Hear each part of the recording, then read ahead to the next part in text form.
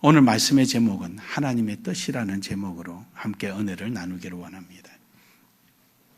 하나님의 뜻이라는 것은 말 자체가 너무 광의적입니다.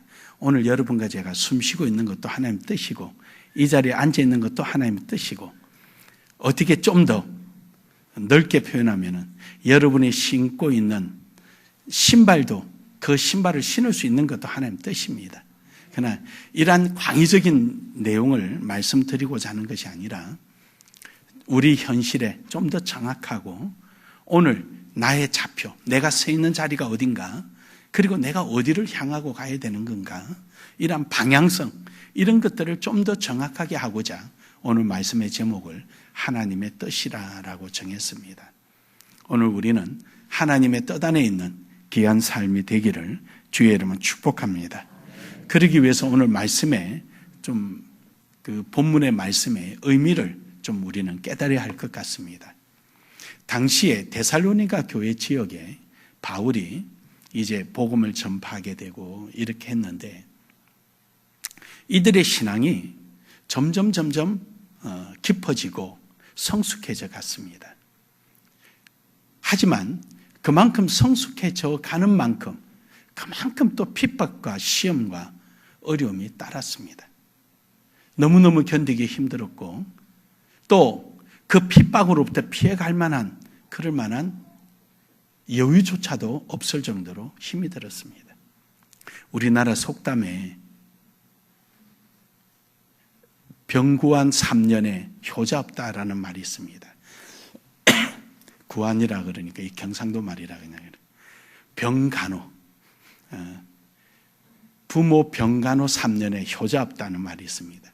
처음에는 자식된 도리로 하고, 또 남의 눈치를 봐서 하고, 내 양심 때문에 하다가 이제 이 모든 것이 다 힘들고 어려우니까 사람들도 이해해 주겠지, 그러다 보니까 손을 놔버리는 게 되는 거죠. 아마 신앙도 그런 것 같아요. 신앙도 예수 믿다가 어려우니까 어떻게든지 이겨나가 보려고 그러고, 시험이 오고 고난이 오고 아픔이 오고, 이러다가 너무 오래 가니까 도대체 하나님 계신 거야 안 계신 거야? 예수님은 내 기도 들으시는 거야 안 들으시는 거야? 왜 나만 이런 고난을 받는 거지? 이제 의문이 생기기 시작하고 자꾸 그 현실을 피해 가고 싶은 생각이 자꾸 들게 되는 거죠. 데살로니가 교회 교인들이 그랬던 겁니다. 왜 이렇게 힘이 들지? 왜 이렇게 고난이 겹치지? 한 1, 2년 하고 끝나야지 왜 이렇게 몇 년이고 끓게 되지? 거기에 엎친 데 겹친 데다가 바울의 이름을 도용을 해서 거짓 복음이 돌기 시작하는 거예요. 또 하나 문제는, 이렇게 되는 거 보니까 종말이 가까운 모양이다. 그래, 사도 바울도 종말이 가깝다고 했으니 이제 종말이 왔는 모양이다. 그래서 종말에 빠져가지고 자기 할 의무와 책임을 안 하는 거예요. 돈을 벌어야 되는데 돈을 벌 생각도 안 하고, 가족을 버려 먹여 살려야 되는데 그것도 하지 않고, 그러다 보니까 무의도식하는 거예요. 이 집에 가서 얻어먹고 저 집에 가서 얻어먹고, 그러다 보니까 다른 성도들에게 불편하게 만들고 어렵게 만드는 거예요. 이러다 보니까 더더욱 겨우 시험을 이겨내며 참아가는 사람들에게 이런 것들이 또한 시험거리가 되고 불평불만이 되고 어려움을 겪게 되는 거예요. 이러한 상황 속에 사도 바울이 이 데살로니가 교인들에게 이 편지를 보내면서 하나님 뜻 안에 있어라, 하나님의 뜻을 좀 깨달아라 하며 편지를 보내는 것입니다. 사랑하는 여러분, 오늘 우리 하나님의 뜻을 바로 발견하고 뜻 안에 사는 여러분 되기를 주의 이름으로 축복합니다. 축복합니다. 우리 서로 한번 인사합시다. 하나님 뜻대로 삽시다. 하나님 뜻대로 삽시다. 뒷집에도 하세요. 뒷집에도 하나님 뜻대로 삽시다. 할렐루야. 그러면 하나님 뜻이 무엇이냐? 오늘 여기서 분명히 말씀합니다. 항상 기뻐하라. 항상 기뻐하라. 하나님 뜻대로 사는 것은 항상 기뻐하는 거예요. 죄송해요. 이제 문법을 이야기해. 죄송해요. 이걸 항상 기뻐하라 이 말은 능동형, 현재형인데 누가 너 기뻐해, 기뻐해. 먹을 것을 갖다 주니까 이것 때문에 기뻐하다 이런 얘기가 아니라 우리의 신앙의 삶이 그냥 기뻐하는 삶이 되는 거예요. 근데 현재형이 지금 내게 어떤 어려움이 닥치고 안 좋은 상황이 오더라도 그것을 기쁨으로 바꾸라는 거예요. 사람이다 보니까 어떤 어려움이 닥치면은 인상을 쓸 수도 있고 화가 나기도 하고 거기에 대해서 강한 거부 반응을 보일 수도 있습니다. 하지만 우리는 그것 때문에 화난 상태가 되거나 그것 때문에 시험이 들거나 그것 때문에 내가 괴로워하거나 불편해해서는 안 된다는 거예요. 순간은 그럴 수가 있겠지만 지속돼서는 안 되는 거예요. 빨리 바꿔야 돼요. 왜냐? 하나님은 우리에게 시험거리를 주시는 분이 아니에요. 오늘은 내게 당장 힘들고 어려움이 내게 왔을지 몰라도 이것이 뒤에는 화가 변하여 복이 되고 이걸 통해서 내가 성숙해지게 되고 이걸 통해서 하나님의 큰 뜻을 발견할 수가 있기 때문입니다. 우리는 한치 앞을 모릅니다. 마치 어린아이가 몸에 상처가 있어서 병원에 가서 수술할 때 그 아픔과 괴로움이 아이는 이유를 모릅니다. 그러나 크고 성숙해지고 나면은 그때 이걸 수술하지 않았더라면, 그때 내가 예방주사를 맞지 않았더라면 내가 이런 어려움을 겪을 수 있을 수가 있었구나라고 뒤에 가서 깨닫게 되잖아요. 그 당시는 모르거든요. 우리는 마치 그런 자와 같습니다. 오늘 나는 몰라요. 내가 좋아하고 싫어하는 취사 선택할 만한 것이 아니라 하나님께서 내게 주시는 어떤 상황이든 어떤 환경이든 우리는 그 자체를 하나님의 뜻이 있을 것이라고 생각하고 기쁘게 받아들일 수 있는 이런 신앙이 되기를 주의 이름으로 축복합니다. 로마서 14장 17절에 보면은 하나님의 나라는 먹는 것과 마시는 것이 있지 아니하고 오직 성령 안에서 의와 평강과 기쁨이라. 우리는 성령 안에, 여러분과 저는 성령의 사람, 하나님의 사람 아닙니까? 그렇기 때문에 우리는 오늘 내가 먹는 것에 인간적인 면에, 인간적인 가치에 기뻐하고 즐거워하는 것이 아니라 의와 평강과 희락, 하나님의 기쁨이 우리 속에 있다는 사실입니다. 우리는 세상적 가치와 기준에 따라서 희로애락을 즐기는 것이 아니라 우리는 하나님의 뜻에 의하여 우리는 기뻐하고 즐거워하는 줄 믿으시길 바랍니다. 우리는 세상적 가치 기준에 의해서 살아간다면 우리는 무슨 재미가 있을까 생각합니다. 우리는 하나님의 영광과 하나님의 뜻에 따라서 살아가기 때문에 오늘은 내가 좀 힘들고 오늘은 내가 좀 부담스러울지 몰라도, 그러나 분명한 것은 오늘 나의 조그마한 부담스러움, 오늘 조금의 나의 힘듦, 이것이 변하여 하나님 앞에는 큰 영광이요 자랑이 될 줄로 믿습니다. 이 소망 때문에 우리는 기뻐하고 즐거워하는 것입니다. 갈라디아서 5장 22절에서도 보면은 성령의 열매는 희락, 기쁨이라 그럽니다. 성령의 사람은 내게 닥친 어떤 환난을, 그 환난 자체를 보는 것이 아니라 환난 이후에 있을 하나님의 뜻을 우리는 즐거워하는 것입니다. 예수님께서 그럽니다. 베드로가 우리 하나는 우편에 하나는 좌편에 앉혀주소서, 그렇게 하자 예수님께서 인자는 죽어야 하느니라. 여기서 하나님은 기꺼이 죽어야 한다. 기꺼이. 그럴 수 없습니다. 야, 그런 소리 하지 마라. 내가 죽어야 너에게 좋다. 왜냐? 내가 죽어서 천국에 올라가야 너희가 구할 곳도 예비하고, 너희가 천국에 왔을 때 귀가할 수 있는 곳도 내가 예비하고 다 할 거 아니냐. 베드로는 그걸 몰랐어요. 지금 당장 예수님을 등에 업고 아주 멋지게 이 세상에서 자랑하며 살아가고 싶은 거예요. 근데 예수님은 아니다. 인자는 기꺼이 죽어야 한다.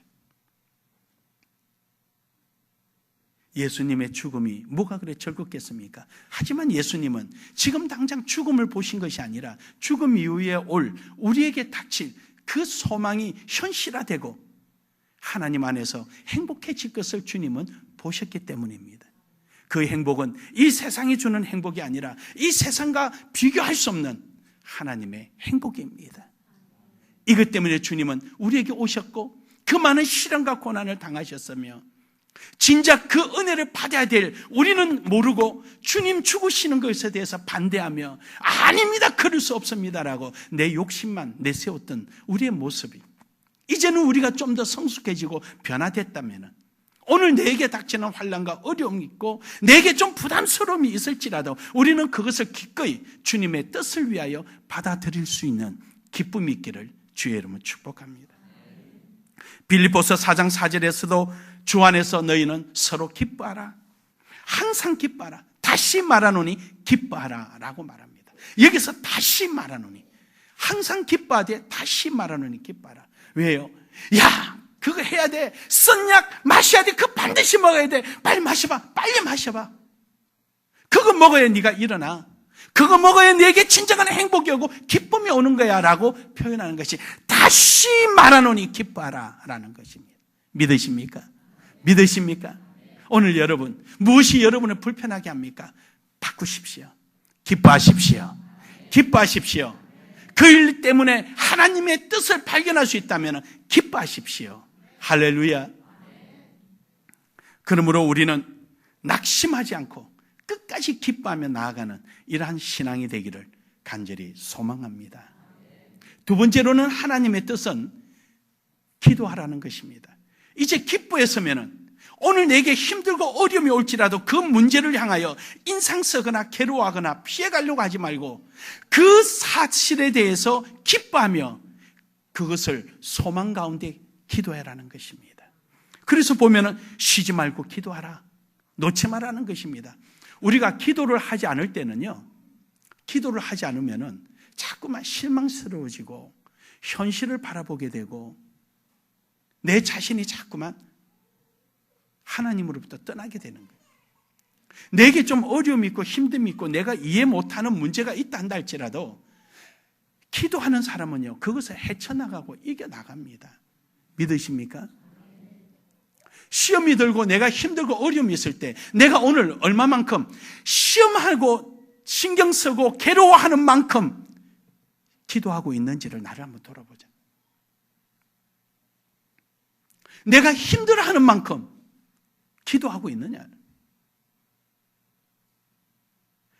기도하지 않으니까 그래요. 목회자도 마찬가지입니다. 목회자들 왜 없겠습니까? 성도들 때문에 받는 스트레스는 왜 없겠습니까? 있지요. 그래도 목회자가 나아갈 수 있는 것은 그나마 기도하고 있기 때문이에요. 저는 그렇게 생각해요. 기도하고 있기 때문에.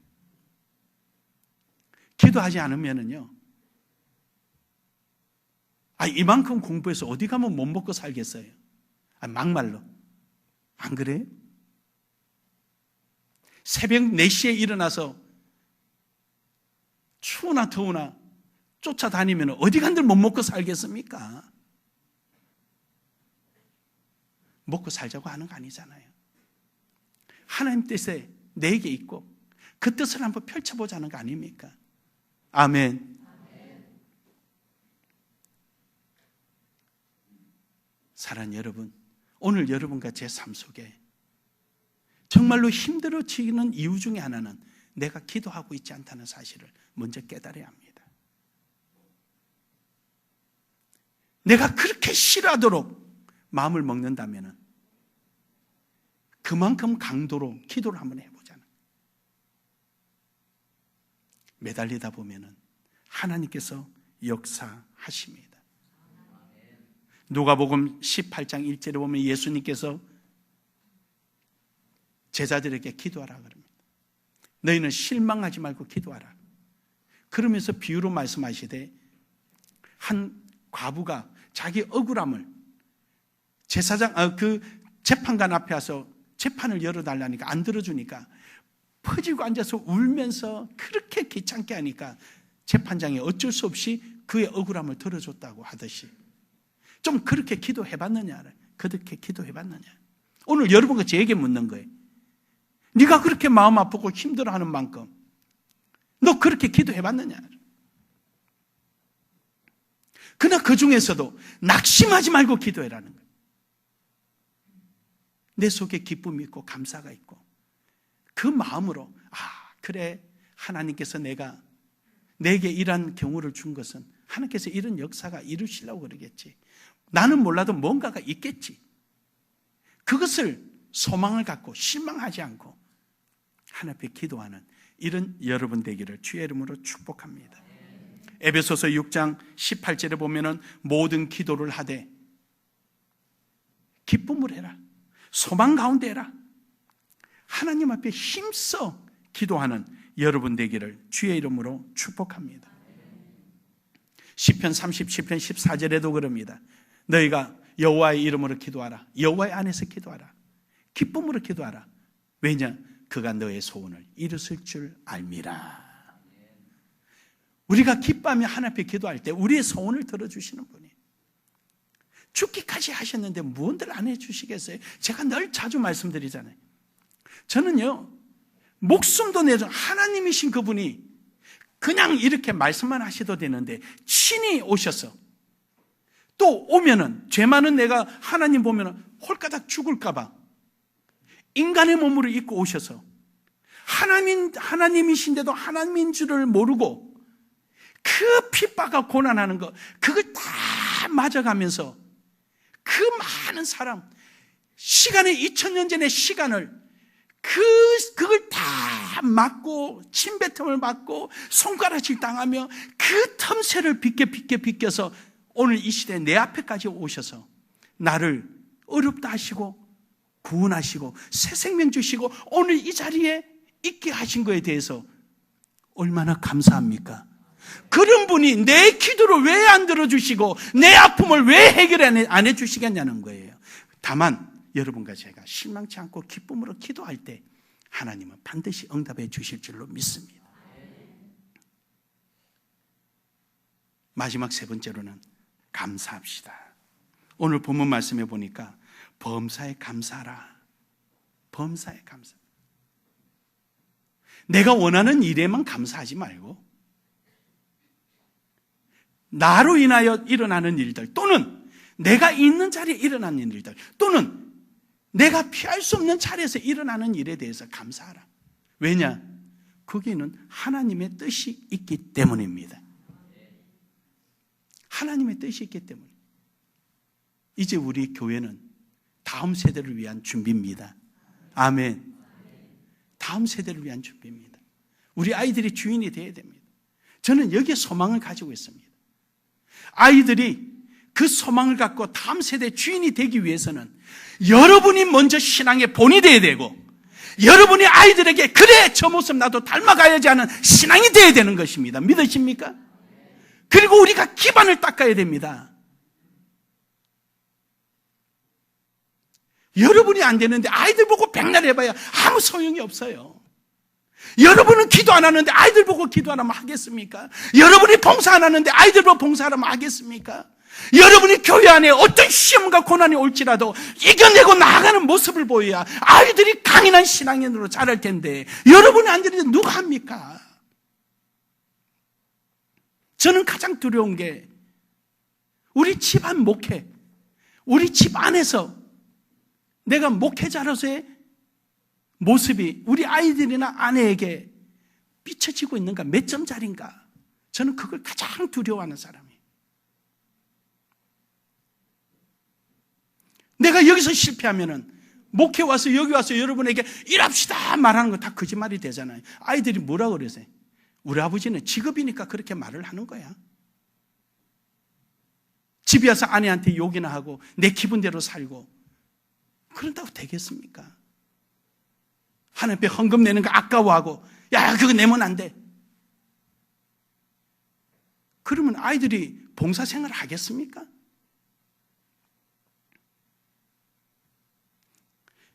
여러분 여러분 교회 안의 생활도 마찬가지입니다. 여러분 자녀들이 올바른 인격을 가진 신앙인이 되려면 오늘 여러분과 제 모습이 진정으로 감사의 삶이 이루어져야 합니다. 그럴 때 아이들이 바로 섭니다. 이거는 제 말이 아니라 성경에 나오는 역사입니다. 한 나라의 역사만 있는 것이 아니라 여러분의 신앙의 역사도 여러분이 지금 쓰고 있다는 사실을 기억하셔야 됩니다. 오늘 여러분 감사합시다. 감사합시다.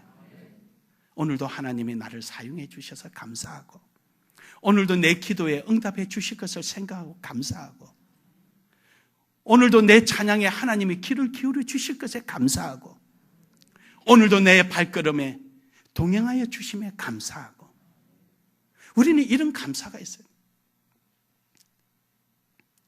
그 문제는 하나님께 맡기고, 내가 할 일은 목회고, 여러분 오면 함께 더불어 주의 영광 돌려야 될 일이기 때문에 그것은 하나님께 맡기고, 준비했더니 오늘 여러분 만나서 함께 하나님의 선한 일을 할 수 있어서 감사합니다. 감사합니다. 그래요, 여러분. 내가 할 일이 뭔가? 우린 그게 감사하며 해야 할 일을 믿음을 갖고 나아가는 이런 신앙이 되기를 주의 이름으로 축복합니다. 그래서 18절에 범사에 감사하라. 이것이 그리스도 예수 안에서 너희를 향한 하나님의 뜻이니라. 여러분, 예수 그리스도 안에서라는 말이 무엇입니까? 결론적으로 말씀드리면 예수님이 어떻게 하셨는지 너희들 알지? 예수님이 너를 구원하기 위해서 하신 건 너희들 알지? 알고 계십니까? 알고 계십니까? 그 사실을 믿으십니까? 믿으십니까?